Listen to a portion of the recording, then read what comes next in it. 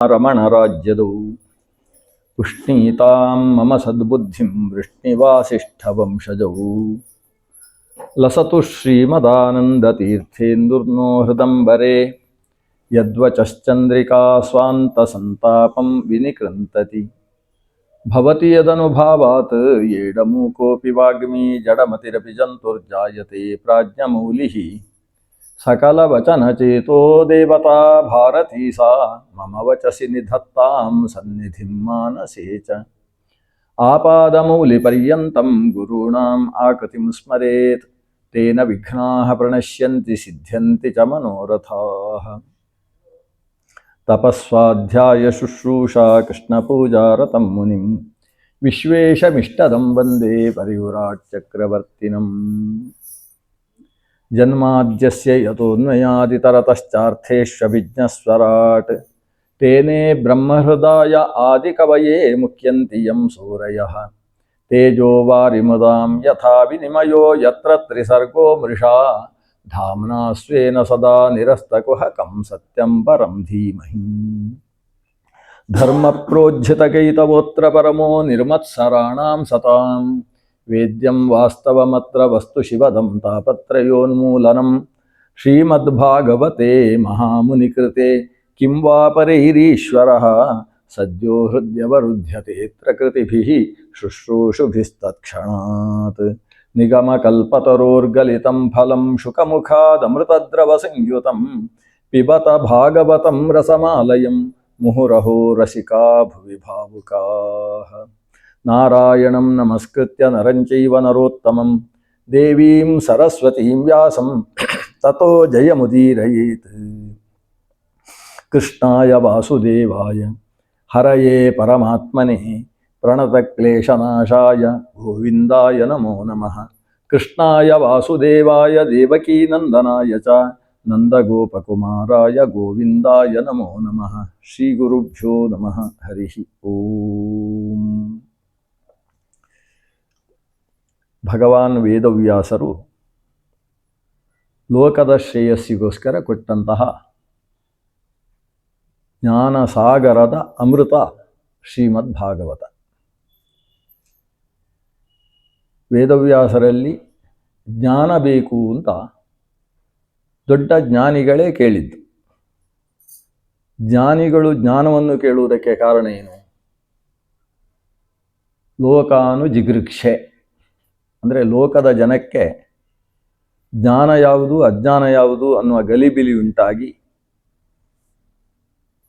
ಅಜ್ಞಾನವನ್ನು ಜ್ಞಾನ ಅಂತ ತಿಳಿದುಕೊಂಡು ತಪ್ಪು ದಾರಿಯಲ್ಲಿ ಸಾಗಿ ಆತ್ಮಿಕವಾದಂತಹ ಶ್ರೇಯಸ್ಸಿನಿಂದ ವಂಚಿತರಾಗ್ತಾ ಇದ್ದಾರೆ ಅನ್ನುವ ಒಂದು ದಯಾಳು ದೃಷ್ಟಿಯಿಂದ ದೇವತೆಗಳೆಲ್ಲ ಜ್ಞಾನವನ್ನು ಕೊಡು ಅಂತ ಕೇಳಿದರು. ವೇದವ್ಯಾಸ ರೂಪ ಅದಕ್ಕೋಸ್ಕರ ಆವಿರ್ಭವಿಸಿ ಬಂದದ್ದಲ್ಲ, ಮೊದಲಿನಿಂದಲೂ ವ್ಯಾಸರೂಪ ಉಂಟು. ವೇದವ್ಯಾಸರೂಪ ಅನ್ನುವುದು ಆಗಾಗ ಅಭಿವ್ಯಕ್ತಿ ಆಗ್ತಾ ಇರ್ತದೆ. ಚಿರಂಜೀವಿ ರೂಪ ಅಂತ ಅದನ್ನು ಕರೀತೇವೆ.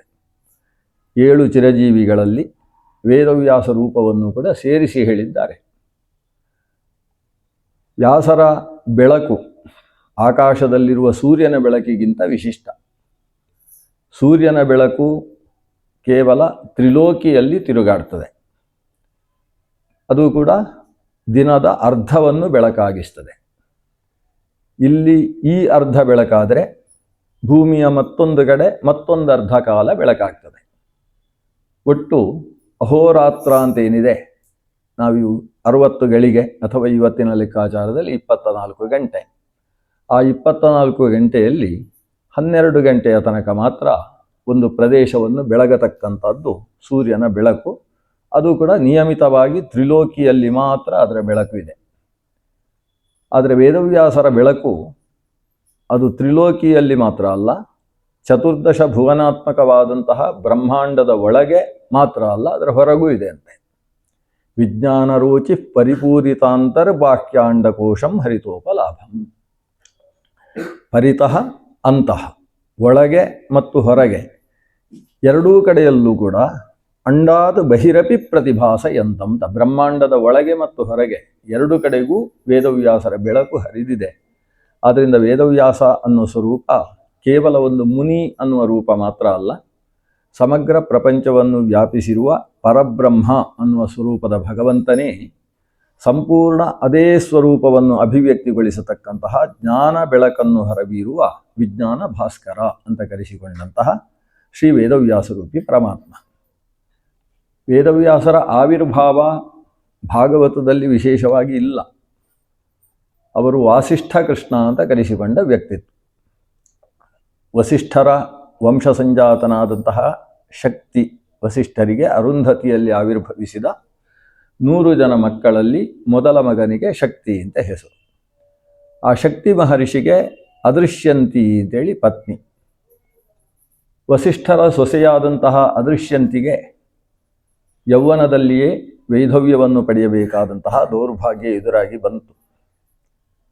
ಶಕ್ತಿ ಮೃತನಾಗಿದ್ದಾನೆ ಮಾತ್ರ ಅಲ್ಲ, ಶಕ್ತಿಯ ತಮ್ಮಂದಿರಾದ 99 ಜನರೂ ಕೂಡ ವಿಶ್ವಾಮಿತ್ರರ ಜೊತೆಗಿನ ಸ್ಪರ್ಧೆಯ ಕಾರಣದಿಂದಾಗಿ ಒಂದು ಸಂದರ್ಭದಲ್ಲಿ ಮೃತರಾಗಿ ಬಿಡ್ತಾರೆ. ಅರುಂಧತಿ ಮತ್ತು ವಸಿಷ್ಠರು ಇಬ್ಬರೂ ಕೂಡ ಒಡನಿಲಲ್ಲಿ ಹುಟ್ಟಿದ ಮಕ್ಕಳ ಮರಣದಿಂದಾಗಿ ತುಂಬ ದುಃಖಿತರಾಗ್ತಾರೆ. ಈ ಜೀವನದಲ್ಲಿ ಏನೂ ಸಾರ ಇಲ್ಲ ಅಂತ ಅನಿಸ್ತದೆ ಅವರಿಗೆ. ಜೀವನವೇ ಬರಡಾಗಿ ಹೋಗ್ತದೆ. ವಸಿಷ್ಠರನ್ನು ಅರುಂಧತಿ ಸಮಾಧಾನ ಮಾಡ್ತಾಳೆ, ಅರುಂಧತಿಯನ್ನು ವಸಿಷ್ಠರು ಸಮಾಧಾನ ಮಾಡ್ತಾರೆ. ಪರಸ್ಪರ ಸಮಾಹಿತರಾಗ್ತಾರೆ. ಯಾವಾಗ ಅರುಂಧತಿಯನ್ನು ವಸಿಷ್ಠರು ಸಮಾಧಾನ ಮಾಡ್ತಾರೆ, ವಸಿಷ್ಠರು ಆಮೇಲೆ ತಾವು ಕೂಡ ಕಣ್ಣೀರು ಹಾಕುವುದಕ್ಕೆ ಪ್ರಾರಂಭಿಸ್ತಾರೆ. ಆವಾಗ ಅರುಂಧತಿ ಸಮಾಧಾನ ಮಾಡ್ತಾಳೆ. ಕೊನೆಗೂ ಮನಸ್ಸಿಗೆ ತುಂಬ ಘಾಸಿಯಾದದ್ದು ವಸಿಷ್ಠರಿಗಂತೆ. ದೊಡ್ಡ ಜ್ಞಾನಿಗಳು, ಆದರೂ ಕೂಡ ಸಂಸಾರದಲ್ಲಿ ಮಕ್ಕಳು ಅಂತ ಹೇಳ್ತಕ್ಕಂತಹ ಒಂದು ಸಂಬಂಧವನ್ನು ಕೊಂಡಿಯನ್ನು ಕಳಚಿಕೊಳ್ಳುವುದಕ್ಕೆ ಅವರಿಗೆ ಸಾಧ್ಯವಾಗಿರಲಿಲ್ಲ. ಮಕ್ಕಳ ಮರಣ ಹೆಜ್ಜೆ ಹೆಜ್ಜೆಗೂ ತಮ್ಮ ಗುರುಕುಲದಲ್ಲಿ ನೆನಪಾಗ್ತಾ ಇತ್ತು. ಅದೇ ಮಕ್ಕಳಿಗೆ ಪಾಠ ಹೇಳ್ತಾ ಇದ್ದರು. ಬೇರೆ ಶಿಷ್ಯರೂ ಇದ್ದರು. ಬೇರೆ ಶಿಷ್ಯರಿಗೆ ಪಾಠ ಹೇಳುವಾಗ ತಮ್ಮ ಮಕ್ಕಳು ಕಾಣದೇ ಇರುವುದು ಆಗಾಗ ಬೇರೆ ಬೇರೆ ಜಾಗವನ್ನು ನೋಡಿದಾಗ, ಮಕ್ಕಳು ಆಟ ಆಡ್ತಾ ಇದ್ದಂತಹ ಸ್ಥಳವನ್ನು ನೋಡಿದಾಗ ಇಲ್ಲಿ ಆ ಮಕ್ಕಳು ಹಾಗೆ ಮಾಡ್ತಾ ಇದ್ರು, ಹೀಗೆ ಮಾಡ್ತಾ ಇದ್ರು ಅಂತ ನೆನಪಾಗುವುದಕ್ಕೆ ಪ್ರಾರಂಭವಾಗ್ತಾ ಇತ್ತು. ನೆಮ್ಮದಿ ಇರಲಿಲ್ಲಂತೆ ವಸಿಷ್ಠರಿಗೆ. ಅರುಂಧತಿಗೆ ಹೇಳ್ತಾರೆ, ಹೇಗೂ ನಮ್ಮ ಹಿರಿಯ ಮಕ್ಕಳು ಈಗ ಪಾಠ ಹೇಳುವುದಕ್ಕೆ ಸಮರ್ಥರಾಗಿದ್ದಾರೆ, ನಾನು ಕೆಲವು ಸಮಯ ಮನಸ್ಸಿಗೆ ನೆಮ್ಮದಿ ಸಿಗುವಲ್ಲಿಯ ತನಕ ಅಲಕನಂದೆಯಲ್ಲಿ ಸ್ನಾನ ಮಾಡ್ತಾ ಬದ್ರಿನಾರಾಯಣನನ್ನು ನೋಡ್ತಾ ಸ್ವಲ್ಪ ಸಮಯ ಅಲ್ಲಿದ್ದು ಬರ್ತೇನೆ ಅಂತ ಹೇಳಿ ಅವರು ಬದರಿಯ ಕಡೆಗೆ ಅರುಂಧತಿಯ ಅನುಮತಿಯನ್ನು ಪಡೆದು ತಾವು ಯಾತ್ರೆ ಹೊರಡ್ತಾರೆ. ಆವಾಗ ಅವರ ಸೊಸೆ ಅದೃಶ್ಯಂತಿ ಅವಳು ಹೇಳ್ತಾಳೆ, ನಾನೊಬ್ಬಳು ಮನೆಯಲ್ಲಿ ನಾನು ಕೂತು ಏನು ಮಾಡುವುದು, ತಮ್ಮ ಜೊತೆಗೆ ಅಲಕನಂದೆಯಲ್ಲಿ ಬಂದು ಸ್ನಾನ ಮಾಡಿ ನನ್ನ ಪತ್ಯಂತರ್ಗತ ಭಗವಂತ ಪ್ರೀತನಾಗುವ ಹಾಗೆ, ಪತಿಗೆ ಶಾಶ್ವತ ಲೋಕಪ್ರಾಪ್ತಿಯಾಗುವ ಹಾಗೆ ನಾನು ಕರ್ಮಾನುಷ್ಠಾನ ಮಾಡ್ತೇನೆ. ವಸಿಷ್ಠರು ಒಪ್ಪಿದರು. ವಸಿಷ್ಠರ ಜೊತೆಗೆ ಅದೃಶ್ಯಂತಿ ಪರ್ವತವನ್ನು ಹತ್ತಿಕೊಂಡು ಹೋಗ್ತಾ ಇದ್ದಾರೆ. ವಸಿಷ್ಠರು ವೇಗವಾಗಿ ಹೆಜ್ಜೆ ಹಾಕ್ತಾರೆ. ಅದೃಶ್ಯಂತಿ ಸಾವಕಾಶವಾಗಿ ಬೆನ್ನು ಹತ್ತಿ ಬರ್ತಾ ಇದ್ದಾಳೆ. ಅಷ್ಟು ಹೊತ್ತಿಗೆ ವಸಿಷ್ಠರಿಗೆ ಹಿಂಭಾಗದಿಂದ ಏನೋ ವೇದದ ಸದ್ದು ಕೇಳಿಸಿತಂತೆ. ಯಾರೋ ವೇದ ಘೋಷ ಮಾಡ್ತಾ ಇರುವಂತಹ ಜ್ಞಾನ ಆಯಿತು. ಹಿಂತಿರುಗಿ ನೋಡಿದರೆ ಯಾವ ಭಟುಗಳು ಕಾಣಿಸ್ತಾ ಇಲ್ಲ. ಏನೋ ನನ್ನ ಭ್ರಾಂತಿ, ಸೊಸೆ ಪಾಪ ಮೆಲ್ಲ ಬರ್ತಾ ಇದ್ದಾಳೆ ಅಂತ ಅವಳ ಹತ್ತಿರ ಬರುವಲ್ಲಿ ತನಕ ಕಾಯ್ತಾರೆ. ಸೊಸೆಯೂ ಜೊತೆಗೂಡಿದ ಮೇಲೆ ಮತ್ತೆ ವೇಗವಾಗಿ ಹೆಜ್ಜೆ ಹಾಕ್ತಾರೆ. ಮುಂದೆ ಹೋಗ್ತಾ ಇದ್ದ ಹಾಗೆ ಹಿಂದಿನಿಂದ ಮತ್ತೆ ಕ್ಷೀಣ ಧ್ವನಿಯಲ್ಲಿ ಅದೇ ವೇದದ ಮುಂದುವರಿಕೆ ಕೇಳಿಸಲಿಕ್ಕೆ ಪ್ರಾರಂಭವಾಗ್ತದೆ. ಹಾಗಾದರೆ ಯಾರಿದು? ನಮ್ಮ ವಂಶದ ಒಬ್ಬ ವ್ಯಕ್ತಿಯ ಧ್ವನಿಯ ಹಾಗೆ ಇರ್ತದೆ. ಸಾಮಾನ್ಯವಾಗಿ ಒಂದು ವಂಶದವರ ಧ್ವನಿ ಸುಮಾರು ಹತ್ತಿರ ಒಂದೇ ಇರ್ತದೆ. ನಮ್ಮ ವಂಶದವರೇ ಯಾರೋ ಸದ್ದು ಮಾಡ್ತಾ ಇದ್ದಾರೆ ಅಂತ ಮತ್ತೆ ಹಿಂತಿರುಗ್ತಾರೆ. ನೋಡಿದರೆ ಅದೃಶ್ಯಂತಿಯನ್ನು ಬಿಟ್ಟರೆ ಬೇರೆ ಯಾರೂ ಕಾಣಿಸ್ತಾ ಇಲ್ಲ. ಹಾಗೆ ಅದೃಶ್ಯಂತಿಯ ಮುಖ ನೋಡಿದರು. ಹತ್ತಿರ ಬರ್ತಾ ಇದ್ದ ಹಾಗೆ ಧ್ವನಿ ಜೋರಾಯಿತು. ಅವರಿಗೆ ಆಗ ಅರ್ಥ ಆಯಿತು, ನನ್ನ ಮಗ ಶಕ್ತಿ ಮೃತನಾಗುವಾಗ ವಂಶದ ಕುಡಿಯನ್ನು ಅದೃಶ್ಯಂತಿಯ ಹೊಟ್ಟೆಯಲ್ಲಿಟ್ಟು ತಾನು ಮೃತನಾಗಿದ್ದಾನೆ. ಗರ್ಭದಲ್ಲಿರತಕ್ಕಂತಹ ಶಿಶು ಈಗಾಗಲೇ ವೇದಜ್ಞವಾಗಿದೆ. ವೇದಜ್ಞವಾದಂತಹ ಆ ಶಿಶು ಈ ವೇದೋಚ್ಚಾರಣೆಯನ್ನು ಮಾಡ್ತಾ ಇದೆ ಅಂತ ವಸಿಷ್ಠರಿಗೆ ಅರ್ಥವಾಗ್ತದೆ.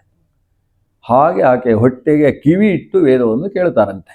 ತುಂಬ ಆನಂದ ಆಗ್ತದೆ. ವಂಶವೇ ಇಲ್ಲಿಗೆ ನಿಂತು ಹೋಯಿತು ಅಂತ ಬೇಸರದಲ್ಲಿದ್ವಿ. ನಮ್ಮ ವಂಶವನ್ನು ಉದ್ಧರಿಸುವುದಕ್ಕೆ ಒಂದು ಶಿಶು ಗರ್ಭದಲ್ಲೇ ಜ್ಞಾನಿಯಾಗಿದೆ ಅಂತ ಹೇಳಿದರೆ ಎಂತಹ ದೈವಾದೃಷ್ಟ. ಭಗವಂತ ಎಂತಹ ಅವಗ್ರಹಗಳನ್ನು ಮಾಡಿದರೂ ಆ ಅವಗ್ರಹಗಳ ಹಿಂದೆ ಒಂದು ಅನುಗ್ರಹದ ದೃಷ್ಟಿ ಇರ್ತದೆ ಅನ್ನುವುದನ್ನು ತಾವು ಹಿಂದೆ ಓದಿದ್ದನ್ನು ಮತ್ತೆ ಸಾಕ್ಷಾತ್ಕರಿಸಿಕೊಂಡಂತಹ ವಸಿಷ್ಠರು ಸಂತೋಷದಿಂದ ಅದೃಶ್ಯಂತಿಯ ಜೊತೆಗೆ ತಾವು ಹಿಂತಿರುಗ್ತಾರೆ. ತಾವು ಬದರಿನಾರಾಯಣನ ದರ್ಶನಕ್ಕೆ ಅಂತ ಹೊರಟವರು. ಅರುಂಧತಿಗೆ ಈ ವಿಷಯವನ್ನು ಬೇಗ ಹೇಳಬೇಕು ಅಂತ ಖುಷಿಯಂತೆ ಅವರಿಗೆ. ಹಾಗೆ ತಮ್ಮ ಸೊಸೆಯ ಜೊತೆಗೆ ಹಾಗೆ ಹಿಂತಿರುಗಿ ಬರ್ತಾರೆ. ಹೊಟ್ಟೆಯಲ್ಲಿದ್ದ ಮಗು ಪರಾಶರ ಅಂತ ಹೆಸರು ಪಡೆಯುತ್ತೆ. ಅದು ವಸಿಷ್ಠರು ಗರ್ಭದಲ್ಲಿ 7ನೇ ತಿಂಗಳಲ್ಲೇ ಇಟ್ಟ ಹೆಸರು. ಯಾಕಂದರೆ ಪರಾಶ ಅಂದರೂ ನಿರಾಶ ಅಂದರೂ ಅರ್ಥ ಒಂದೇ. ಪರಾಗತ ಆಶಾ ಪರಾಶ ಅಂತ ಆಸೆ ಬಿಟ್ಟದ್ದು ಅಂತ ಅರ್ಥ. ನಿರಾಶೆಯನ್ನು ಹೊಂದಿದ್ರು ವಸಿಷ್ಠರು.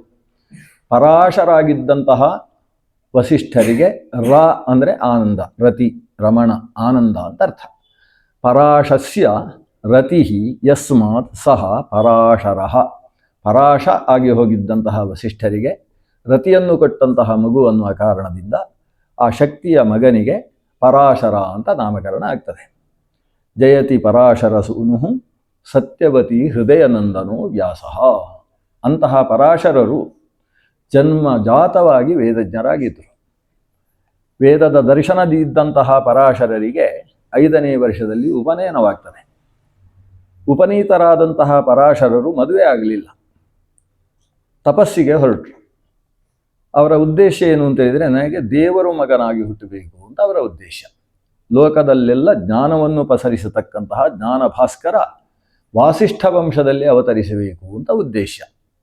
ಅದಕ್ಕೋಸ್ಕರ ಪರಾಶರರು ವಸಿಷ್ಠರಿಗೆ ನಮಸ್ಕಾರ ಮಾಡಿ ಅವರಿಂದ ಮಂತ್ರೋಪದೇಶವನ್ನು ಪಡೆದು ತಾವು ಹಯಗ್ರೀವ ಮಂತ್ರ, ವಸಿಷ್ಠ ಮಂತ್ರ, ವಸಿಷ್ಠರೇ ಕೊಟ್ಟ ವಸಿಷ್ಠ ಋಷಿಕವಾದಂತಹ ಮಂತ್ರಗಳನ್ನೆಲ್ಲ ಅಭ್ಯಾಸ ಮಾಡಿಕೊಂಡು ಅದರಲ್ಲಿ ಸಿದ್ಧಿ ಮಾಡಿಕೊಂಡು ತಪಶ್ಚರ್ಯೆಯಲ್ಲಿ ತೊಡಗ್ತಾರೆ.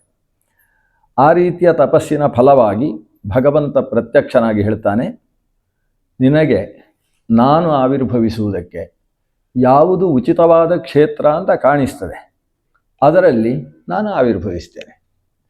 ನೀನು ಕ್ಷೇತ್ರವನ್ನು ನಿರ್ಧರಿಸುವುದು ನಿನ್ನ ಹಕ್ಕು, ನೀನು ಯೋಚಿಸು. ಈ ಹಿಂದೆ ಪಿತೃಮಾನಸ ಕನ್ಯೆಯಾಗಿ ಅಚ್ಚೋದೆ ಅಂತ ಆವಿರ್ಭವಿಸಿದ್ದಾಳೆ. ಆ ಪಿತೃಮಾನಸ ಕನ್ಯೆಯಾದಂತಹ ಅಚ್ಚೋದೆ ಶಾಪಗ್ರಸ್ಥಳಾಗಿ ಭೂಮಿಯಲ್ಲಿ ಆವಿರ್ಭವಿಸಿದ್ದಾಳೆ. ಅದು ಕೂಡ ಮೀನಿನ ಹೊಟ್ಟೆಯಲ್ಲಿ. ಅದೆಲ್ಲ ದೊಡ್ಡ ಕಥೆ. ಮೀನಿನ ಹೊಟ್ಟೆಯಲ್ಲಿ ಅಚ್ಚೋದೆ ಹುಟ್ಟಿ ಬಂದಿದ್ದಾಳೆ. ಆ ಅಚ್ಚೋದೆಗೆ ಪಿತೃಗಳೇ ಅನುಗ್ರಹಿಸಿದ್ದಾರೆ. ಭಗವಂತ ನಿನ್ನ ಹೊಟ್ಟೆಯಲ್ಲಿ ಆವಿರ್ಭವಿಸ್ತಾಳೆ ಮಗಳೇ, ಯೋಚಿಸಬೇಡ ಅಂತ ಅನುಗ್ರಹಿಸಿದ್ದಾರೆ.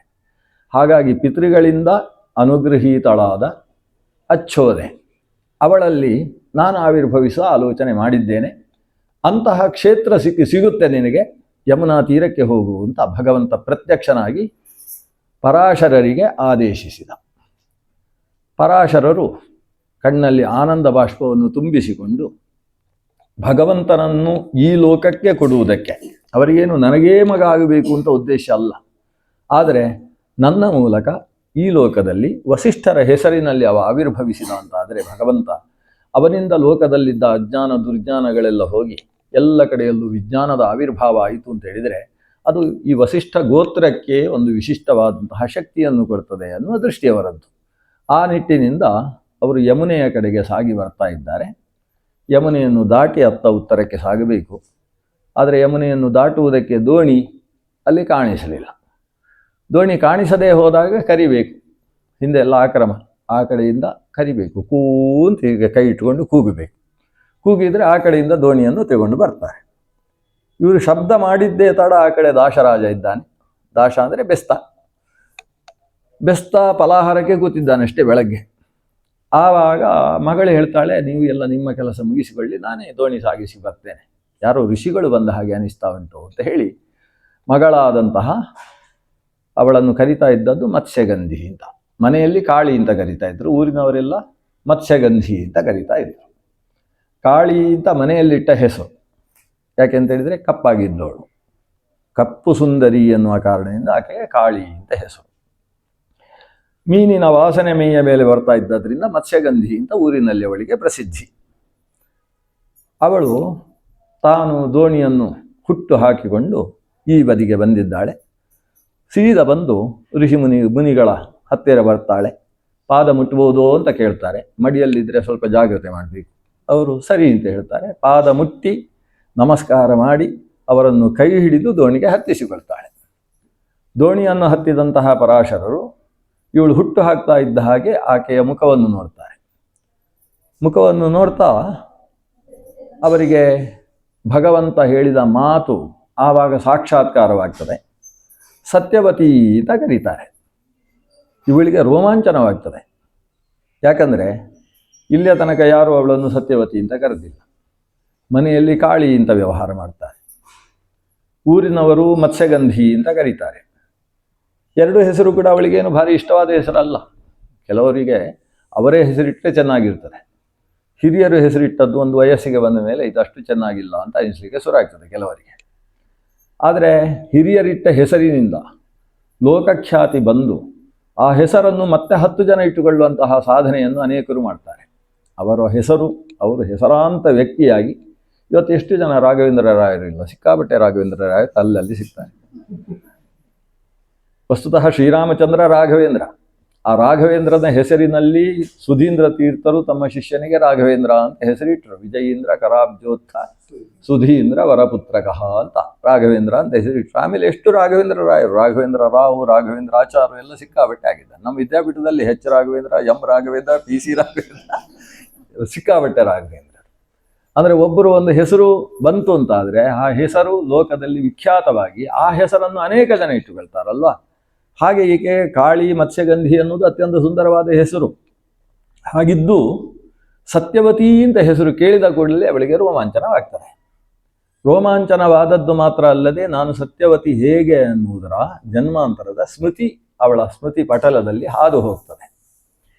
ಹಿಂದಕ್ಕೆ ಬರಿಹಿಷದ ಅಗ್ನಿಶ್ವಾತ್ತ ವೀರಾಜ ಅಂತ ಹೇಳ್ತಕ್ಕಂತಹ ಪಿತೃಗಣ, ಪಿತೃದೇವತೆಗಳು ಅಂತ ಅವರನ್ನು ಕರೀತಾರೆ. ಅವರಿಗೆ ಮಾನಸ ಕನ್ಯೆಯರು. ಅಚ್ಚೋದೆ ಅನ್ನುವ ಹೆಸರಿನಲ್ಲಿ ದೇವಲೋಕದ ಒಂದು ಸರೋವರ ಇದೆ. ಉದ ಅಂದರೆ ನೀರು, ಅಚ್ಚ ಅಂದರೆ ಸ್ವಚ್ಛ. ಸ್ವಚ್ಛವಾದ ಉದಕ ಇರುವುದರಿಂದ ಅದಕ್ಕೆ ಅಚ್ಚೋದ ಅಂತ ಆ ಸರೋವರದ ಹೆಸರು. ಅಚ್ಚೋದ ಸರೋವರದ ಅಭಿಮಾನಿನಿಯಾದಂತಹ ದೇವತಾ ಸ್ವರೂಪಕ್ಕೂ ಅಚ್ಚೋದೆ ಅಂತ ಹೆಸರು. ಅವಳು ಪಿತೃಮಾನಸ ಕನ್ಯೆ. ಆಕೆಗೆ ಯಾವ ಪಿತೃಗಳಿದ್ದಾರೆ, ಬರ್ಹಿಷದ ಪಿತೃಗಳು, ಅವರು ಅಮೂರ್ತ ಪಿತೃಗಳು ಅಂತ ಅವರಿಗೆ ಹೆಸರು. ಪಿತೃಗಳಲ್ಲಿ 2 ಗಣ, ಅಮೂರ್ತ ಮತ್ತು ಸಮೂರ್ತ ಅಂತ. ಅಮೂರ್ತ ಪಿತೃಗಳು ಅಂದರೆ ಅವರ ಶರೀರ ಕಾಣಿಸುವುದಿಲ್ಲ. ಧರ್ಮ ಮೂರ್ತಿ ಧರಾಹಿ ತೇ ಅಂತ. ಅವರಿಗೆ ಪುಣ್ಯ ಅನ್ನುವುದೇ ಅವರ ಮೂರ್ತಿ, ಶರೀರ. ಪುಣ್ಯವು ಅಮೂರ್ತವಾದ್ದರಿಂದ ಕಣ್ಣಿಗೆ ಕಾಣಿಸುವುದಿಲ್ಲ. ಕಣ್ಣಿಗೆ ಕಾಣದ ಶರೀರ ಸ್ವರೂಪವುಳ್ಳಂತಹ ಅವರು ಪಿತೃಗಳು ಅಮೂರ್ತ ಪಿತೃಗಳು. ಸಮೂರ್ತ ಪಿತೃಗಳು ಅಂದರೆ ಅವರಿಗೊಂದು ಶರೀರ ಇದೆ, ಸೂಕ್ಷ್ಮವಾದ ದೇಹ ಇದೆ. ಈ ಅಮೂರ್ತ ಪಿತೃಗಳ ಮಗಳಾಗಿರ್ತಕ್ಕಂತಹ ಅಚ್ಚೋದೆಗೆ ತನ್ನ ತಂದೆಯನ್ನು ಕಾಣಬೇಕು ಅಂತ ಆಸೆ. ಆದರೆ ತಂದೆ ಕಾಣಿಸುವುದಿಲ್ಲ, ತಾಯಿ ಇಲ್ಲ. ಪಿತೃಮಾನಸ ಕನ್ಯೆ ಅಂದರೆ ಮನಸ್ಸಿನಿಂದಲೇ ಇಚ್ಛಾಪೂರ್ವಕವಾಗಿ ಆವಿರ್ಭಾವಗೊಂಡಂತಹ ಹೆಣ್ಣು ಮಗಳು ಈಕೆ. ಅವಳು ಆಕಾಶದಲ್ಲಿ ಯೋಗ ಬಲದಿಂದ ಸಂಚಾರ ಮಾಡ್ತಾ ಇದ್ದಾಳೆ. ಸಂಚಾರ ಮಾಡ್ತಾ ಇರುವಾಗ ಒಂದು ವಿಮಾನ ಕಾಣಿಸಿತು. ಆ ವಿಮಾನದಲ್ಲಿ ಒಬ್ಬ ಯುವಕನ ಜೊತೆಗೆ ಒಬ್ಬಳು ಯುವತಿ. ಇವಳು ಅವರಿಬ್ಬರನ್ನು ನೋಡಿ ಇದು ನನ್ನ ತಂದೆ ತಾಯಿಯರು ಅಂತ ಭಾವಿಸಿದ್ಲಂತೆ. ಹಾಗೆ ನಮಸ್ಕಾರ ಮಾಡಬೇಕು ಅಂತ ವಿಮಾನದ ಹತ್ರ ಹೋಗ್ತಾಳೆ.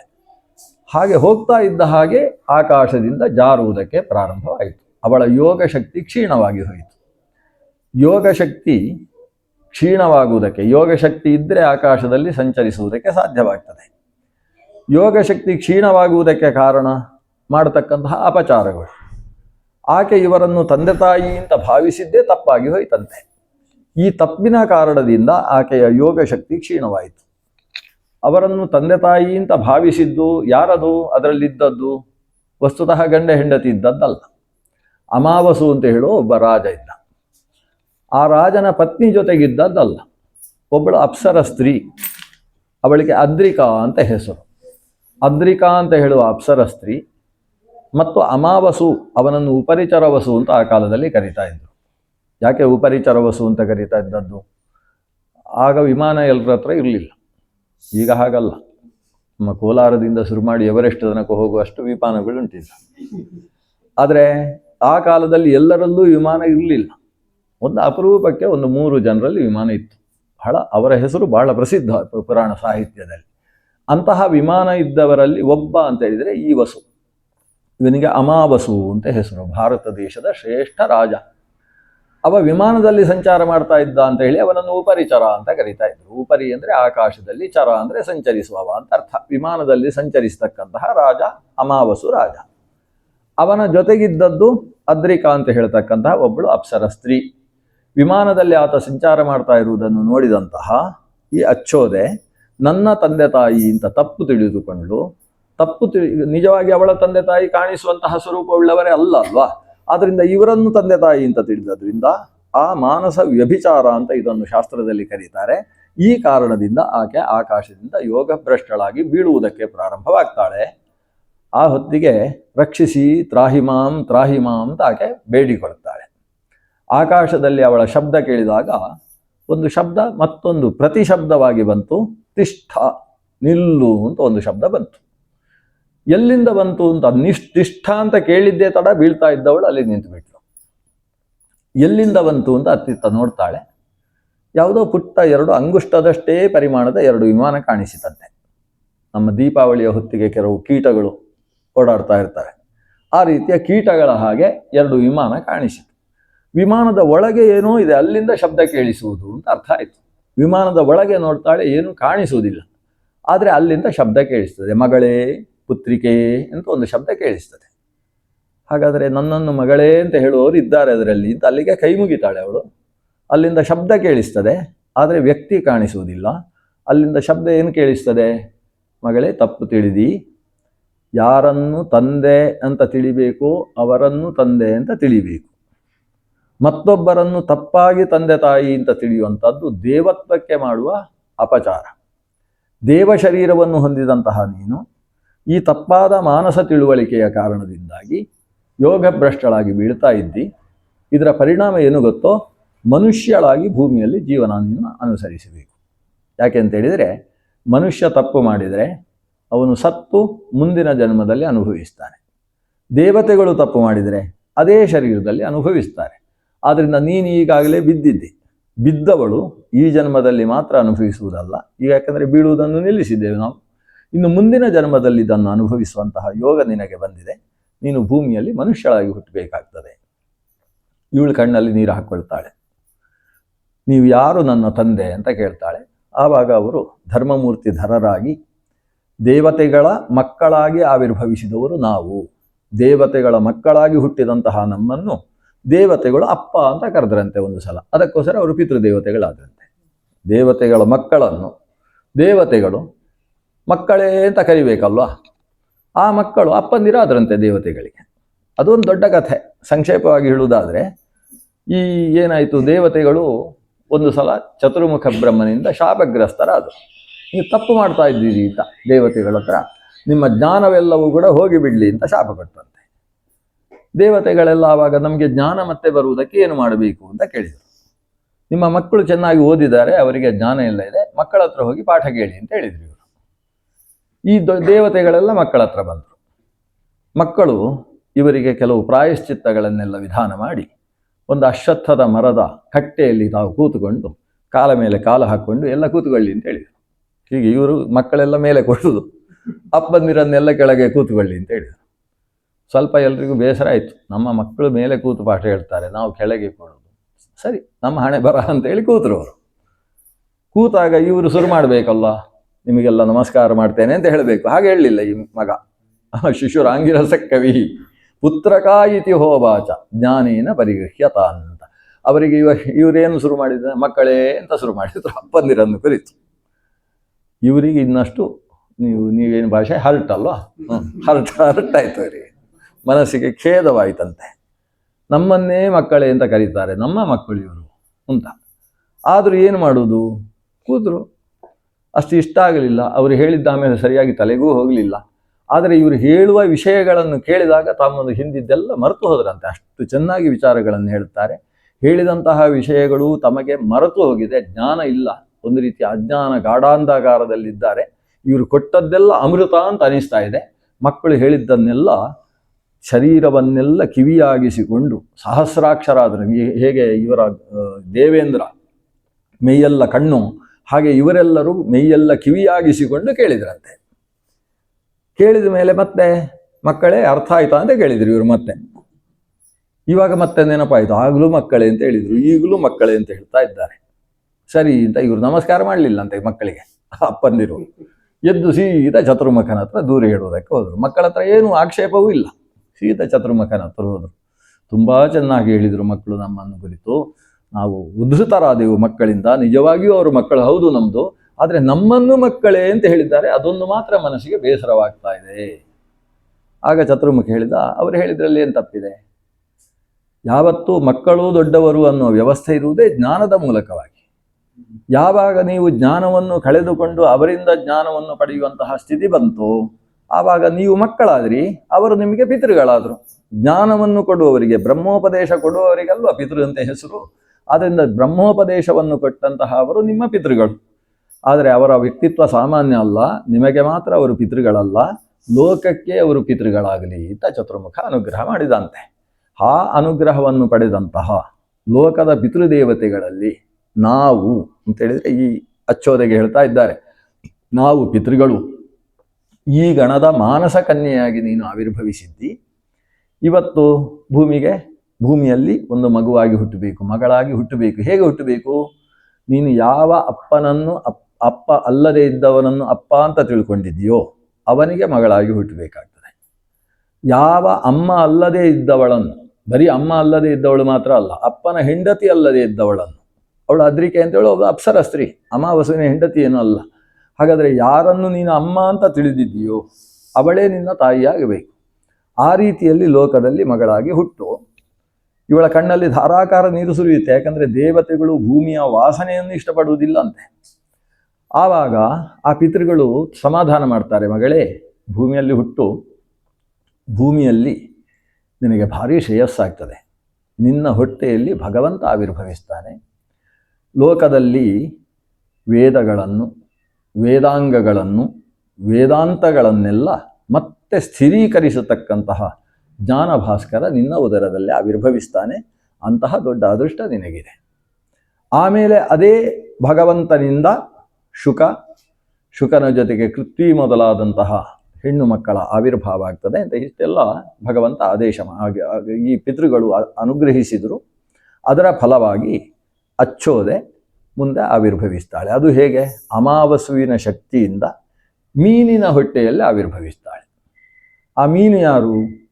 ಅಲ್ಲಿ ಅದ್ರಿಕೆ ಅಂತ ಹೇಳುವ ಅಪ್ಸರೆಯೇ ಮೀನಾಗಿ ಹುಟ್ಟುತ್ತಾಳೆ. ಯಾವುದರಲ್ಲಿ? ಯಮುನಾ ನದಿಯಲ್ಲಿ ಒಂದು ಮೀನಾಗಿ ಹುಟ್ಟುತ್ತಾಳೆ. ಅಮಾವಾಸ್ಯು ರಾಜ ಒಂದು ಸಂದರ್ಭದಲ್ಲಿ ಮನೆಯಲ್ಲಿದ್ದಂತಹ ಯಾವುದೋ ಕರ್ತವ್ಯದ ಕಾರಣದಿಂದ ತಾನು ಕಾಡಿಗೆ ಹೋಗ್ತಾನಂತೆ. ಕಾಡಿನಲ್ಲಿ ಒಂದು ಬೇಟೆಯಾಡಿ ಒಂದು ವಿಶೇಷವಾದಂತಹ ವಸ್ತುವನ್ನು ಅಲ್ಲಿಗೆ ಮನೆಗೆ ಕಳಿಸಬೇಕಾಗಿರುತ್ತದೆ. ಆದರೆ ಕಾಡಿನಲ್ಲಿ ಅದು ಬೇಗ ಅವನಿಗೆ ಸಿಗುವುದಿಲ್ಲ. ತುಂಬ ಒದ್ದಾಡಿ ಕೊನೆಗೆ ಬಹಳ ಸುಸ್ತಾಗಿ ಅದು ಸಿಕ್ಕಿದ ಮೇಲೆ ಆತ ವಿಶ್ರಾಂತಿ ತಗೊಳ್ತಾನೆ. ಸ್ವಲ್ಪ ವಿಶ್ರಾಂತಿ ತಗೊಂಡು ಆಮೇಲೆ ಹೋಗೋಣ ಊರಿಗೆ ಅಂತ. ಯಾವಾಗ ಮರದ ಕೆಳಗೆ ತಾನು ಮಧ್ಯಾಹ್ನ ಸುಮಾರು 3 ಗಂಟೆ 4 ಗಂಟೆ ಹೊತ್ತಿಗೆ ವಿಶ್ರಾಂತಿ ತಗೊಳ್ತಾ ಇದ್ದಾನೆ, ಆವಾಗ ಆತನಿಗೆ ನಿದ್ದೆ ಬರ್ತದೆ. ಸ್ವಪ್ನದಲ್ಲಿ ಋತುಸ್ನಾತೆಯಾದಂತಹ ತನ್ನ ಮನೆಯಾಕೆಯ ನೆನಪಾಗ್ತದೆ. ಅದರ ಪರಿಣಾಮವಾಗಿ ಆತನಲ್ಲಿ ವೀರ್ಯ ಸ್ಖಲಿತವಾಗ್ತದೆ. ಅದನ್ನು ವ್ಯರ್ಥವಾಗಿಸಬಾರದು ಅಂತೇಳಿ ಬೇಟೆಗೆ ತಾನು ಬರುವಾಗ ಕರೆದುಕೊಂಡು ಬಂದಿದ್ದಂತಹ ಗಿಡುಗ ಪಕ್ಷಿಯಲ್ಲಿ ಒಂದು ದೊನ್ನೆಯಲ್ಲಿ ಕಟ್ಟಿ ಇದನ್ನು ನನ್ನ ಪತ್ನಿಗೆ ಕೊಡು ಅಂತ. ಮಹಾಭಾರತದಲ್ಲಿ ಅನೇಕ ರೀತಿಯ ಸಂತಾನೋತ್ಪತ್ತಿಯ ಕ್ರಮ ಇದೆ, ಅದರಲ್ಲಿ ಇದು ಒಂದು ಕ್ರಮ. ಆ ಗಿಡುಗನ ಮೂಲಕವಾಗಿ ದೊನ್ನೆಯಲ್ಲಿ ಕಟ್ಟಿ ಕಳಿಸಿಕೊಡ್ತಾನೆ, ಇದನ್ನು ಪತ್ನಿಗೆ ಕೊಡು ಅಂತ. ಗಿಡುಗ ಆಕಾಶದಲ್ಲಿ ಹಾರಿ ಬರ್ತಾ ಇರುವಾಗ ಉಳಿದ ಹಕ್ಕಿಗಳು ಅದನ್ನು ನೋಡ್ತವೆ. ಹದ್ದುಗಳು ನೋಡಿ ಏನೋ ಒಂದು ವಿಶೇಷವಾದ ಆಹಾರ ಪದಾರ್ಥವನ್ನು ಇದು ಹಿಡ್ಕೊಂಡು ಹೋಗ್ತದೆ ಅಂತ ಆಕ್ರಮಣ ಮಾಡ್ತವೆ. ಆಕಾಶದಲ್ಲಿ ಯುದ್ಧವಾಗ್ತದೆ. ಆ ಯುದ್ಧದಲ್ಲಿ ಕೈಯಲ್ಲಿ ಹಿಡಿದಿದ್ದಂತಹ ದೊನ್ನೆ ಜಾರಿ ಯಮುನೆಯ ನೀರಿನಲ್ಲಿ ಬೀಳ್ತದೆ. ಬಿದ್ದದ್ದನ್ನು ಈ ಅದ್ರಿಕಾಪ್ಸರಸಿ ಮೀನಾಗಿ ಏನು ಹುಟ್ಟಿದ್ದಾಳೆ ಅದು ನುಂಗ್ತದೆ. ನುಂಗಿದ ಪರಿಣಾಮವಾಗಿ ಮೀನಿನ ಹೊಟ್ಟೆಯಲ್ಲಿ ಅವಳಿ ಜವಳಿ ಮಕ್ಕಳ ಆವಿರ್ಭಾವ ಆಗ್ತದೆ, ಮಾನುಷ ಮಕ್ಕಳ ಜನನ ಆಗ್ತದೆ. ಗರ್ಭಿಣಿಯಾದಂತಹ ಮೀನನ್ನು ಇದೇ ದಾಶರಾಜ ಹಿಡಿತಾನೆ. ಈಗ ಸತ್ಯವತಿಯ ಅಪ್ಪನಾದಂತಹ ದಾಶರಾಜ ಬೆಸ್ತ ಅವನು ಹಿಡಿತಾನೆ. ಹಿಡಿದವನಿಗೆ ಈ ಫಳಫಳ ಅಂತ ಹೇಳುವ ಮೀನು ಒಂದು ವಿಶಿಷ್ಟ ಮೀನಿದು. ಭಗವಂತನ ಮತ್ಸ್ಯಾಕೃತಿಯ ನೆನಪಾಗ್ತದೆ, ಸಾಮಾನ್ಯ ಅಲ್ಲ. ಆದರೆ ಏನು ಮಾಡುವುದು, ನಮ್ಮ ಬಲೆಯಲ್ಲಿ ಸಿಕ್ಕಿ ಹಾಕ್ಕೊಂಡು ಸತ್ತು ಹೋಗಿದೆಯಲ್ಲ.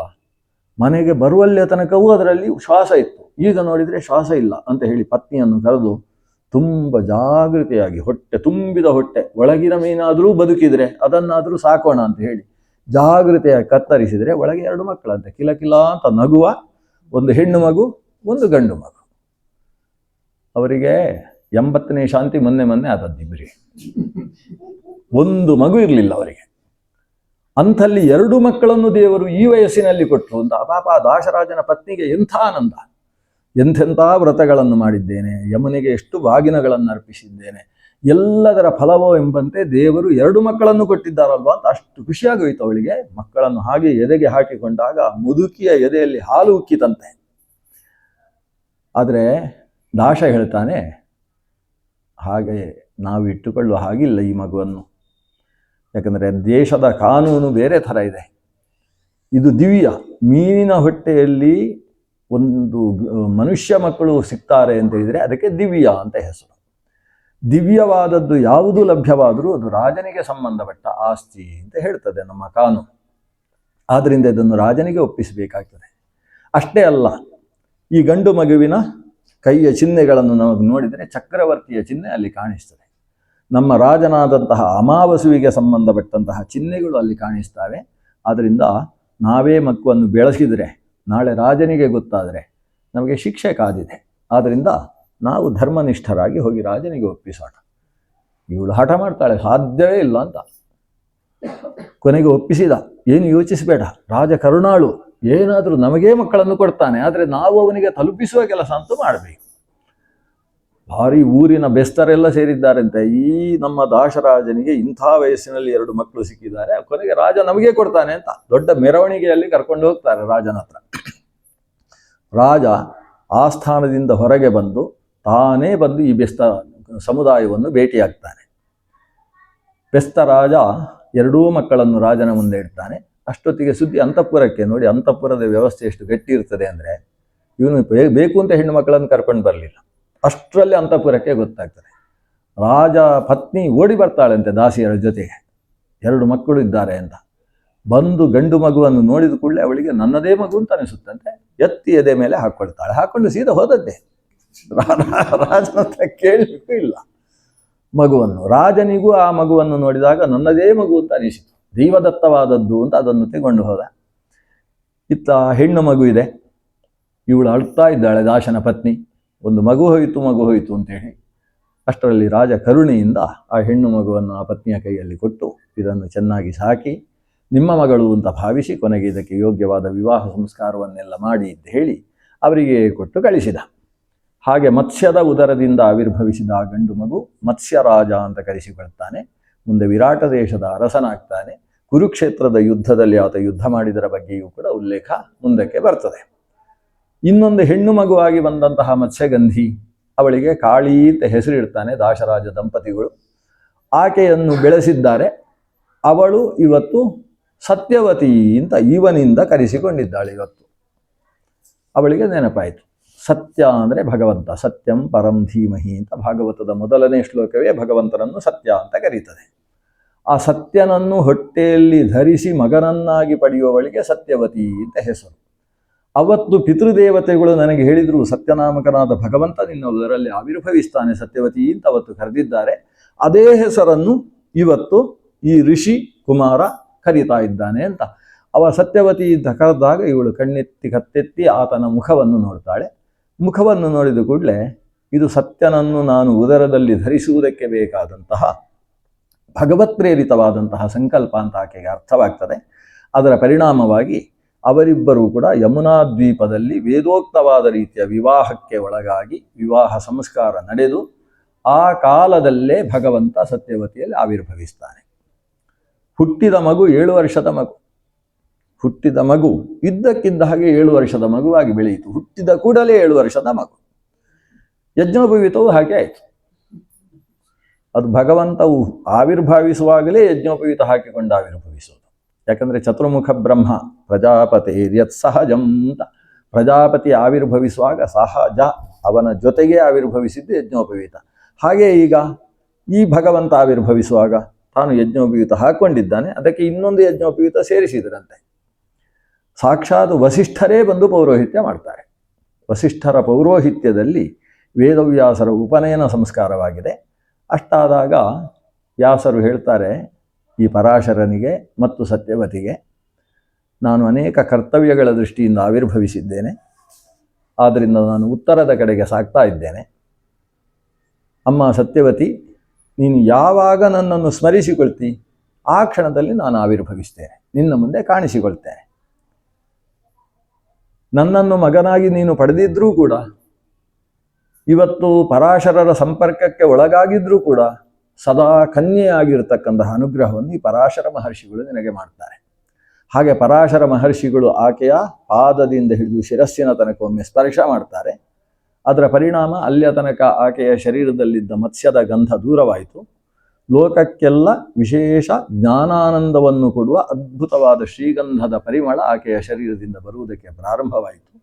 ಅದು 1 ಯೋಜನದಷ್ಟು ದೂರಕ್ಕೆ ಹರಿಯುವಂತಹ ಗಂಧ ಎಂಬ ಕಾರಣದಿಂದ ಅವಳಿಗೆ ಅಲ್ಲಿಂದ ಮುಂದೆ ಯೋಜನಗಂಧಿ ಅಂತ ಹೆಸರಾಯಿತು.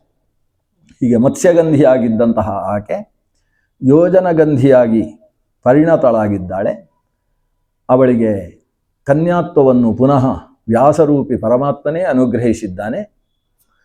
ಆಕೆ ಪರಾಶರರನ್ನು ನಮಿಸಿ ತಾನು ತನ್ನ ಮನೆಗೆ ಹೋಗಿದ್ದಾಳೆ. ಹೋಗುವಾಗ ಮಧ್ಯಾಹ್ನ 12 ಗಂಟೆ. ನೋಡಿ, ಅದರೊಳಗೆ ಇಷ್ಟು ಪ್ರಸಂಗ ನಡೆದು ಹೋಗಿದೆ. ಬೆಳಗ್ಗೆ ಉಪಾಹಾರ ಇಡ್ಲಿ ಮಾಡಿದ್ರು ಅನ್ಸುತ್ತೆ ಅವತ್ತು. ಅದು ಮುಗಿಸಿ ಮಧ್ಯಾಹ್ನದ ಭೋಜನದ ಹೊತ್ತಿಗೆ ಮನೆಗೆ ತಲುಪಿ ಆಗಿದೆ. ಒಂದು ಪುರಾಣದ ಪ್ರಕಾರ 3 ವರ್ಷ ಆಗಿದೆ.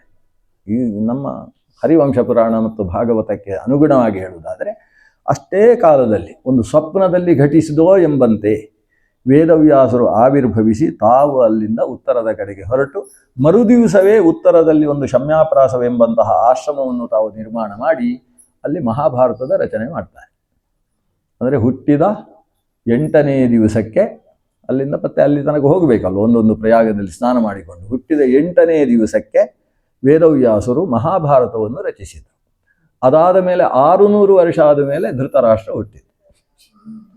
ವೇದವ್ಯಾಸರು ಮಹಾಭಾರತವನ್ನು ರಚಿಸಿ 600 ವರ್ಷ ಆದಮೇಲೆ ಆ ವೇದವ್ಯಾಸರು ಅಂಬಿಕೆ ಅಂಬಾಲಿಕೆ ಅಂತ ಹೇಳ್ತಕ್ಕಂತಹ, ಅಲ್ಲಿ ಅಂಬಿಕೆ ಮತ್ತು ಅಂಬಾಲಿಕೆ ಅಂತ ಹೇಳ್ತಕ್ಕಂತಹ ವಿಚಿತ್ರವೀರ್ಯನ ಪತ್ನಿಯರಲ್ಲಿ ಧೃತರಾಷ್ಟ್ರ, ಪಾಂಡು ಮತ್ತು ವಿದುರ ಅಂತ ಹೇಳುವ 3 ಮಕ್ಕಳ ಆವಿರ್ಭಾವಕ್ಕೆ ತಾವೇ ಕಾರಣರಾಗ್ತಾರೆ. ವ್ಯಾಸಃ 600 ವರ್ಷೀಯ ಧೃತರಾಷ್ಟ್ರಂ ಅಜೀಜನತ್ ಅಂತ ಆಚಾರ್ಯರು ಹೇಳ್ತಾರೆ. ವೇದವ್ಯಾಸರಿಗೆ 600 ವರ್ಷವಾದಾಗ ಅವರು ಧೃತರಾಷ್ಟ್ರನ ಜನನಕ್ಕೆ ಕಾರಣವಾದರು. ಆದರೆ ಅದೇ ಧೃತರಾಷ್ಟ್ರನ ಅಪ್ಪ, ಅವರ ಅಜ್ಜ, ಅವರ ಮಕ್ಕಳು, ಅವರ ಮೊಮ್ಮಕ್ಕಳು ಕೊನೆಗೆ ಜನಮೇಜಯನ ತನಕದ ಕಥೆಯನ್ನು ಅವರು ಬರೆದಿಟ್ಟದ್ದು ಧೃತರಾಷ್ಟ್ರ ಹುಟ್ಟುವುದಕ್ಕಿಂತ 600 ವರ್ಷ ಮುಂಚೆ. ಅಂದರೆ ಈ ಕಥೆ, ಯಾವ ಯುದ್ಧದ ಕಥೆ ನಡೆಯುತ್ತಲ್ವ, ಮಹಾಭಾರತ ಯುದ್ಧ, ಅದಕ್ಕಿಂತ 800 ವರ್ಷದ ಹಿಂದೆಯೇ ವೇದವ್ಯಾಸರು ಮಹಾಭಾರತದ ಕಥೆಯನ್ನು ರಚಿಸಿದ್ದಾರೆ. ಆದ್ದರಿಂದಲೇ ನಾವು ವೇದವ್ಯಾಸರನ್ನು ಕೋಹ್ಯನ್ಯ ಪುಂಡರೀಕಾಕ್ಷಾತ್ ಮಹಾಭಾರತ ಕೃದ್ಭವೇತ್, ಪುಂಡರೀಕಾಕ್ಷನನ್ನು ಹೊರತುಪಡಿಸಿ ಯಾರಪ್ಪ ಈ ಮಹಾಭಾರತದಂತಹ ಮಹಾ ಇತಿಹಾಸವನ್ನು ರಚಿಸುವುದಕ್ಕೆ ಸಾಧ್ಯ? ಮುಂದೆ ಘಟಿಸುವಂತಹ ವಿಷಯಗಳನ್ನು ಪೂರ್ವಭಾವಿಯಾಗಿ ತನ್ನ ಜ್ಞಾನದೃಷ್ಟಿಯಿಂದ ಕಂಡು ಭಗವಂತ ಶ್ರೀಕೃಷ್ಣ ಪಾರ್ಥ ಸಾರಥಿಯಾಗಿ ಕುರುಕ್ಷೇತ್ರದ ಮಧ್ಯದಲ್ಲಿ ನಿಂತು ಯಾವ ಕ್ರಮದಲ್ಲಿ ಉಪದೇಶವನ್ನು ಕೊಡ್ತಾನೆ, ಆ ಗೀತೆಯನ್ನು ತಾವು ಅದಕ್ಕಿಂತ 800 ವರ್ಷದ ಹಿಂದೆಯೇ ತಾವು ಅದೇ ಕ್ರಮದಲ್ಲಿ ರಚಿಸಿಕೊಟ್ರಲ್ವ ಮಹಾಭಾರತದಲ್ಲಿ. ಆದ್ದರಿಂದ ಇದು ಪುಂಡರೀಕಾಕ್ಷ ಅಲ್ಲದೆ ಬೇರೆ ಯಾರು ಈ ರೀತಿಯ ಕಥೆಯನ್ನು ರಚಿಸುವುದಕ್ಕೆ ಸಾಧ್ಯ? ಅದು ಕಥೆ ಅಲ್ಲ, ಅದು ಇತಿಹಾಸ. ಜಯೋನಾಮಿ ಇತಿಹಾಸೋಯಂ, ಜಯ ಅಂತ ಅದಕ್ಕೆ ಹೆಸರು. ಜಯಾನಾಮಕವಾದಂತಹ ಇತಿಹಾಸ ಅದು. ಅಂತಹ ಇತಿಹಾಸವನ್ನು ಲೋಕಕ್ಕೆ ಕೊಟ್ಟಿರತಕ್ಕಂತಹ ಭಗವಾನ್ ವೇದವ್ಯಾಸರು ವೇದಗಳನ್ನು 4 ಆಗಿಸಿದರು. ಋಕ್, ಯಜುಸ್ಸು, ಸಾಮ, ಅಥರ್ವ ಅಂತ 4 ಆಗಿಸಿದರು. ಪೈಲನನ್ನು ಕರೆದರು. ವೇದವ್ಯಾಸರ ಶಿಷ್ಯ ಪೈಲ ಮಹರ್ಷಿ ಬಂದ. ಆತನಿಗೆ ಋಗ್ವೇದವನ್ನು ಕೊಟ್ಟು ಇದನ್ನು 24 ಶಾಖೆಗಳಾಗಿ ಲೋಕದಲ್ಲಿ ವ್ಯವಸ್ಥೆ ಮಾಡಬೇಕು ಅಂತ ಆದೇಶಿಸಿದರು. 24 ಶಾಖೆಗೆ ಸಂಬಂಧಪಟ್ಟ ವಿಷಯಗಳನ್ನು ಪೈಲನಿಗೆ ಉಪದೇಶ ಮಾಡಿದರು. ಆಮೇಲೆ ವೈಶಂಪಾಯನ ಮಹರ್ಷಿಗಳನ್ನು ಕರೆದರು. ಯಜುರ್ವೇದ ಇಷೇತ್ವರ್ಜೇತ್ವ ಅಂತ ಪ್ರಾರಂಭ ಆಗುವ ಭಾಗ, ಅದನ್ನಷ್ಟನ್ನು ವೈಶಂಪಾಯನರಿಗೆ ಕೊಟ್ಟು ವೈಶಂಪಾಯನರಿಗೆ ಹೇಳಿದರು, ಇದರಲ್ಲಿ 85 ಮತ್ತು 16 ಅಂದರೆ ಎಷ್ಟಾಯಿತು? 101 ಶಾಖೆಗಳಾಗಿ ಶುಕ್ಲ ಮತ್ತು ಕೃಷ್ಣ, ಶುಕ್ಲ ಯಜುರ್ವೇದ, ಕೃಷ್ಣ ಯಜುರ್ವೇದ ಅನ್ನುವ ವ್ಯವಸ್ಥೆ ನಿನ್ನ ಶಿಷ್ಯ ಪರಂಪರೆಯ ಮೂಲಕ ನಡೀಬೇಕು ಅಂತ ಆದೇಶ ಕೊಟ್ಟರು. ವೈಶಂಪಾಯನರು ಯಜುರ್ವೇದದ ವ್ಯವಸ್ಥೆಯನ್ನು ಮಾಡ್ತಾ ಶಿಷ್ಯರಿಗೆಲ್ಲ ಯಜುರ್ವೇದದ ಉಪದೇಶ ಮಾಡಿದರು. ಸುಮಾರು ಅವರಿಗೆ 180 ಶಿಷ್ಯರಿದ್ರಂತೆ.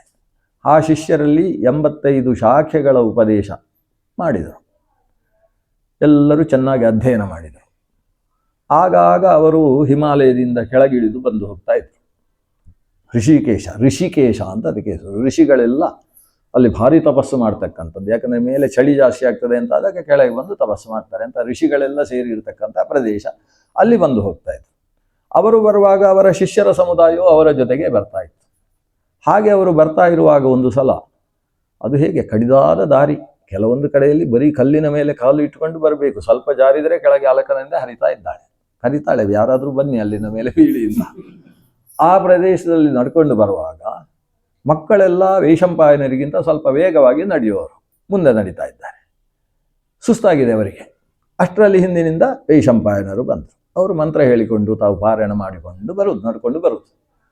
ಹತ್ರ ಬಂದಾಗ ಇವರೆಲ್ಲ ಬದಿಗೆ ಬಂದ್ರಂತೆ. ಈ ಗುರುಗಳು ಮುಂದೆ ಹೋಗಲಿ ಅಂತ ಬದಿಗೆ ಅವರು ಜಾಗೃತೆಯಾಗಿ ಬಂದರು. ಆ ಕಡಿದಾದ ದಾರಿಯಲ್ಲಿ ಒಬ್ಬ ಹುಡುಗ ಅವರ ಬಟ್ಟೆ ಸ್ವಲ್ಪ ಸೋಂಕಿ ಜಾರಿ ಬಿದ್ದದ್ದು ಅಲಕನಂದೆಗೆ. ಅಲ್ಲೆಲ್ಲ ಬಿದ್ದ ಮೇಲೆ ಮತ್ತೆ ನೋಡಲಿಕ್ಕಿಲ್ಲ, ಸ್ವಲ್ಪ ಮುಂದೆ ಹೋಗುದೇ. ಋಷಿಗಳಿಗೆ ಮನಸ್ಸಿನಲ್ಲಿ ತುಂಬ ಖೇದವಾಯಿತು. ತಂದೆ ತಾಯಿ ನನ್ನ ಮೇಲಿನ ಧೈರ್ಯದಿಂದ ನನ್ನಲ್ಲಿ ಅಧ್ಯಯನಕ್ಕೆ ಕಳಿಸಿದ್ದಾರೆ, ಅಂಥ ಒಬ್ಬ ಹುಡುಗ ಅಲಕನಂದೆಯಲ್ಲಿ ಬಿದ್ದು ಬಿಟ್ಟಿದ್ದಾನೆ. ಹಾಗೆ ಕಣ್ಣಲ್ಲಿ ನೀರು ಹಾಕಿಕೊಂಡು ಮುಂದೆ ಹೋದರು. ಸ್ವಲ್ಪ ವಿಶಾಲ ಜಾಗ ಸಿಕ್ಕಿದಾಗ ಅಲ್ಲಿ ಕೂತರು. ಎಲ್ಲ ಮಕ್ಕಳಿಗೂ ಸೇರಿದರು. ದೊಡ್ಡ ಒಂದು ದುಃಖದ ಸನ್ನಿವೇಶ, ಶೋಕ ಸನ್ನಿವೇಶ. ಎಲ್ಲ ಸೇರಿದರು.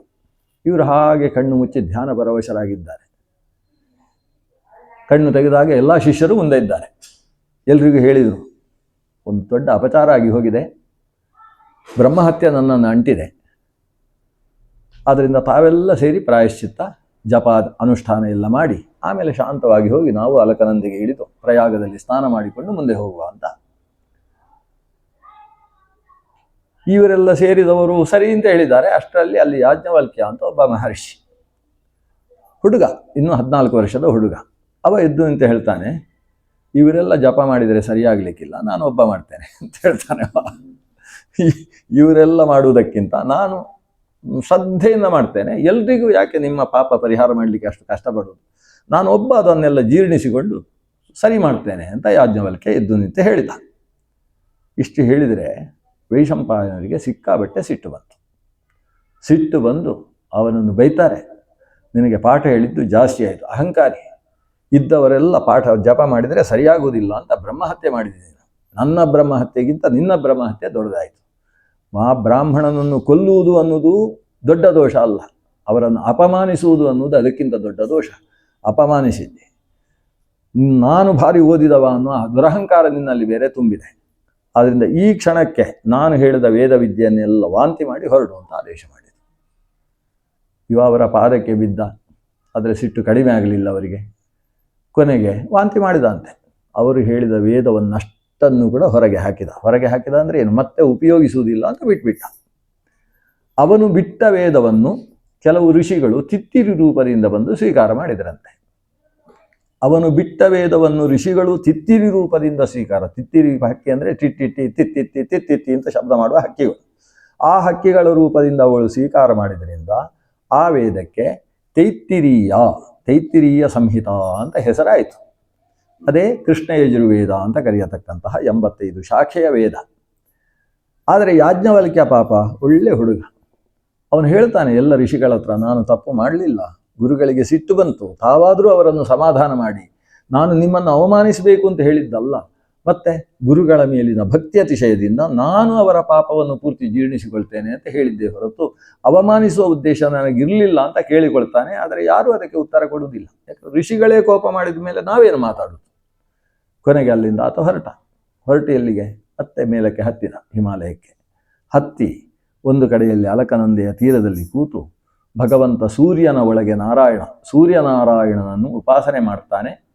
ಭಾರೀ ಮಂತ್ರ ಜಪ ಮಾಡ್ತಾನೆ. ಸೂರ್ಯನನ್ನು ಲೋಕಕ್ಕೆ ಬೆಳಕು ಕೊಡ್ತಕ್ಕಂಥವ, ಲೋಕಕ್ಕೆ ನೀರು ಕೊಡುವವ, ಬೇಸಿಗೆಗಾಲದಲ್ಲಿ ನೀರನ್ನೆಲ್ಲ ಸೆಳೆದು ಆಕಾಶಕ್ಕೆ ತಂದು ಆಮೇಲೆ ಮಳೆಗಾಲದಲ್ಲಿ ಮತ್ತೆ ಮಳೆ ಸುರಿಸತಕ್ಕಂಥವ, ನಿನ್ನ ಮೂಲಕೇ ಲೋಕ ಎಲ್ಲವೂ ಕೂಡ ಕ್ಷೇಮವಾಗಿದೆ ಅಂತ ದೇವರ ಮಹತ್ವವನ್ನೆಲ್ಲ ಹೇಳ್ತಾ ಸ್ತೋತ್ರ ಮಾಡ್ತಾನೆ.